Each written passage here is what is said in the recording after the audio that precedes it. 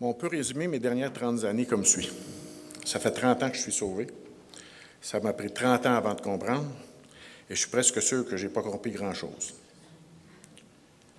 Lorsque je témoigne de Dieu, voici des réflexions qui me reviennent constamment en tête. Comment ne peux-tu pas comprendre?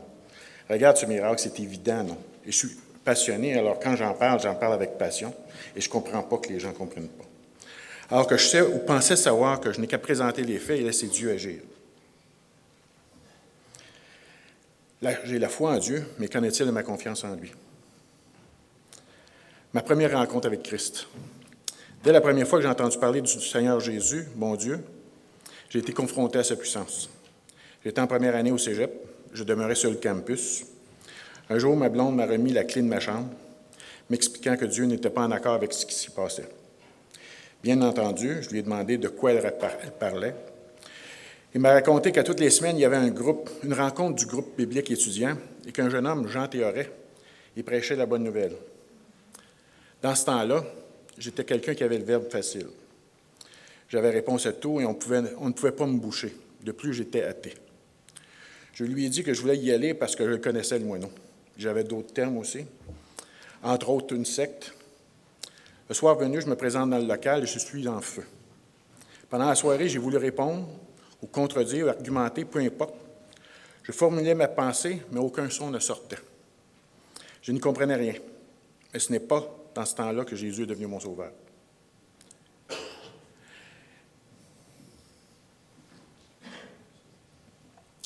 Environ 15 ans plus tard, ma deuxième rencontre avec Christ. Deux événements très bizarres ont été les précurseurs à mon salut. Un vol à main armée dans une brasserie à Joliette, un vol de banque sur la rue Sainte-Catherine à Montréal. L'homme qui avait effectué ces vols s'étant fait prendre les deux fois a eu une sentence communautaire. Dans sa sentence, il aidait un centre de réadaptation physique pour la réinsertion sociale de quelques personnes. Ayant étudié ensemble, il m'a demandé de l'aider à trouver une solution pour ouvrir une porte de logement sur la rue Maisonneuve, en face du métro Papineau. Je précise afin de comprendre le contexte plus tard. J'ai trouvé un appareil aux États-Unis. Après l'installation, j'ai dû revenir à plusieurs fois pour des ajustements ou des réparations. Lors d'une de ces maintenances, je suis stationné sur une rue qui rencontre Maisonneuve. J'ai deux gros coffres d'outils dans les bras.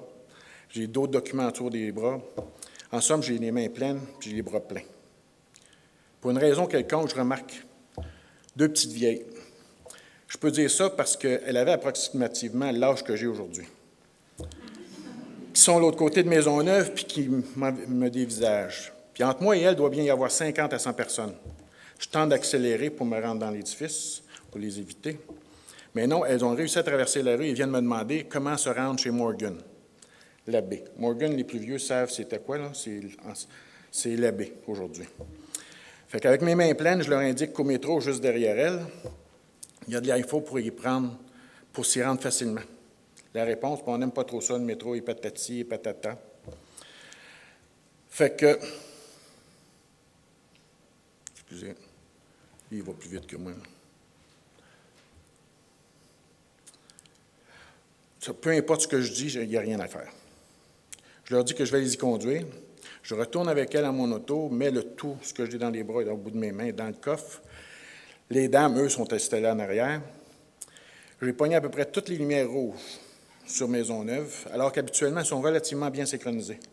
Pendant ce temps, elles me racontent qu'elles viennent de Granby et se mettent à me parler de Dieu et du salut. J'ai hâte que les lumières tournent vertes, et ainsi de suite. Il n'y a rien qui se passe. Fait que rendu à la baie, elles décident de retourner au terminus voyageurs pour retourner à Granby. Si un jour quelqu'un me disait que c'était 2 anges, je les croirais. Sur le coup, je n'ai pas compris ce qu'elles étaient venues faire à Montréal. Ce ne sera que partie remise. Mais je n'étais pas encore prêt. Ayant réalisé que l'appareil avait toutes sortes de défauts, j'ai proposé d'en développer un, parce que ça n'avait vraiment pas de bon sens, surtout pour un passionné comme moi, ce que la personne avait à subir à tous les jours avec cet appareil-là. Alors, dans l'année suivante, c'était prêt, et ensuite, j'en ai installé environ 10. Tous fonctionnaient sans problème et sans maintenance. Ma troisième rencontre avec Christ, le coup de masse. Serge Courchaine, une personne qui était atteinte de dystrophie musculaire, m'a commandé un appareil ouvre-porte. J'ai fait l'installation, mais l'aventure ne faisait que commencer. Pendant environ 1 mois, à tous les jours, j'ai reçu des appels de support. 1 à 2 appels par jour, et cela chaque jour parce que l'appareil ne fonctionnait pas. Pourtant, les 10 autres fonctionnaient là, depuis 1 an. J'ai tout changé à plusieurs reprises, les circuits intégrés, les petits chips, j'ai tout changé. J'ai changé l'émetteur, le récepteur, circuit imprimé. J'ai même modifié le circuit parce qu'il y avait peut-être des possibilités d'interférence électromagnétique parce qu'il y avait un ascenseur qui descendait à côté de son appartement. Mais ce qui se passait vraiment, c'était l'accompagnateur de Serge, Roland Poirier, me parlait de Jésus à chaque fois. Serge, pendant la première semaine, se demandait ce qu'il avait acheté. Il dit, voyons, cette histoire-là. Puis après une semaine, mais il avait comme compris, puis il avait cessé de s'en faire. Parfois, je n'étais même pas rendu dans le stationnement que déjà l'ouvre-porte était défectueux. Au bout de 30 jours, après avoir reçu un autre appel, je me rends chez Serge. Comme j'arrive pour ouvrir la boîte, je me retourne de bord, je m'arrête, je me retourne vers Serge, puis je dis à Roland et à lui-même, « Je crois que Dieu veut qu'on se parle. »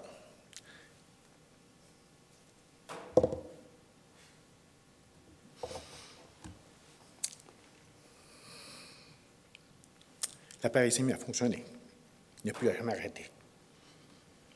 Et puis, un coup de masse. Dans ce temps-là, j'avais une secrétaire. Je savais que c'était pour arriver. Dans ce temps-là, j'avais une secrétaire qui était une belle grande femme, gentille, douce, qui ne ferait pas de mal à une mouche. Elle était quadriplégique suite à un accident bête et banal. Dans ma réflexion, je me disais, quelle injustice! Moi, avec le genre de vie que j'ai mené versus qui elle était. À ce moment-là, j'avais 30 ans, je suis en pleine forme et en santé et j'ai un travail splendide, alors qu'elle se déplaçait en fauteuil motorisé.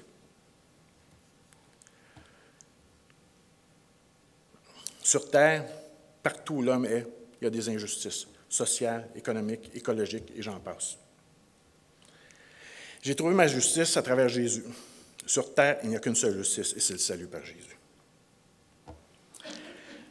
Les clins d'œil de Dieu. Dieu aime nous faire plaisir. Moi et Lise, il y a des façons, il nous fait des clins d'œil. Puis je crois qu'il faut s'y attendre.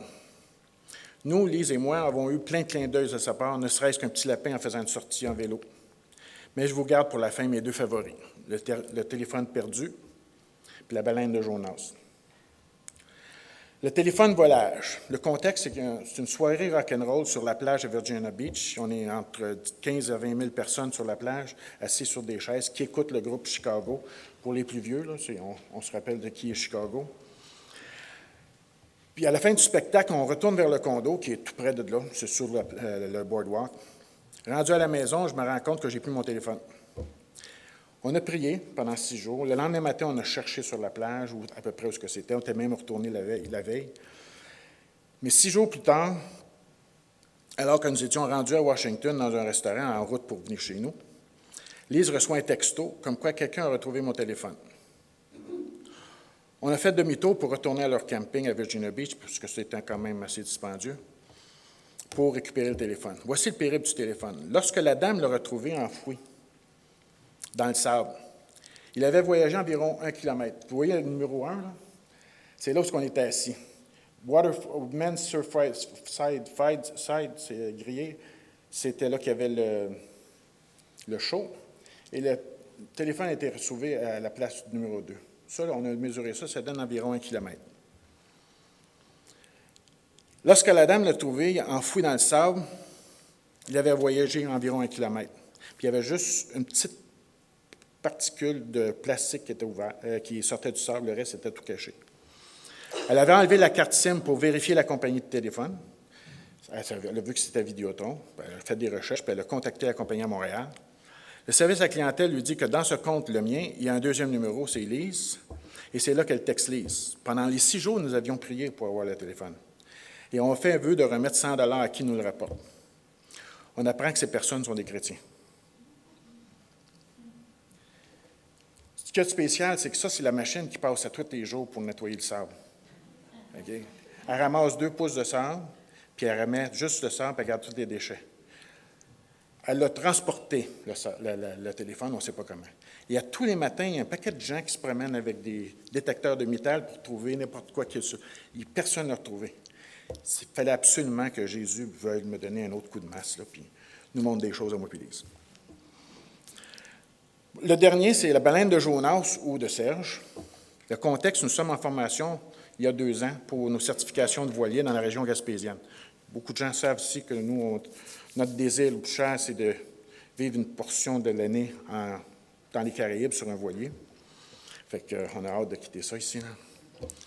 Fait que, on côtoie plusieurs compagnies qui cherchent des baleines pour les touristes, sont dans le golfe Saint-Laurent, et nous, on est encore dans la baie de Gaspé. Nous sommes dans un voilier de 35 pieds. 35 pieds, ça donne environ du train qui est là, à peu près au chef qui est ici. Okay? Ça, c'est 35 pieds. Je conduis, je fais une vitesse de 5 km/h, environ 3 nœuds. Lise et l'instructeur sont assis là, de ce côté-là, puis moi, on s'en va par là. Okay? Tout à coup, on entend un gros bruit d'air soufflé, à 10 pieds du bateau. Là. Où est-ce que monsieur est? Okay? Il y a une baleine qui sort. La baleine est plus grosse que le bateau. Okay? C'est un grand rorqual commun. Ce que vous voyez là, vous voyez à 35 pieds, la baleine, elle, c'est 18 à 21 mètres comparativement à 10 mètres. Son poids, c'est 40 à 50 tonnes. Puis là, on voit comparativement la baleine, qu'est-ce que ça a l'air comparé à un homme. Okay.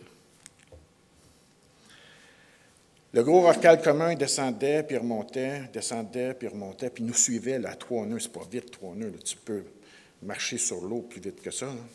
Il y a quelqu'un qui l'a déjà fait à plus vite que ça. Et puis, il nous a suivis comme ça. Ça a duré 3 minutes. On était tellement ébahis qu'on n'a pas pris pour photo, quoi que ce soit. On était tout équipés. Même l'instructeur qui faisait ça faisait 20 ans qu'elle faisait l'enseignement dans ce coin-là. Elle n'avait jamais vu ça. Okay. En conclusion, je n'ai jamais compris pourquoi les gens ne voyaient pas le Dieu que je voyais. Récemment, j'ai réalisé que tout cela était des clins d'œil pour moi. C'est moi qui avais besoin de comprendre. Que je n'ai pas besoin d'ébahir les autres. Reste-t-il encore une raison de se vanter? Non, c'est est exclu. En vertu de quel principe? Celui de l'obéissance à la loi? Non, mais selon le principe de la foi. Romains 3, 27. Chaque fois que Dieu s'est présenté, j'ai voulu renchérir par-dessus lui. Mets ta confiance en l'Éternel de tout ton cœur et ne te repose pas sur ta propre intelligence. Tiens compte de lui pour tout ce que tu entreprends et il te conduira sur le droit chemin. Proverbes 3, 5 et 6. Tout ce que j'ai besoin de faire, c'est de semer et laisser Dieu agir. Dernièrement, je le disais lors d'une méditation, est-ce que l'Esprit qui vit en moi est confortable ou bien vit-il au milieu d'immondices? Ceci m'a fait beaucoup réfléchir.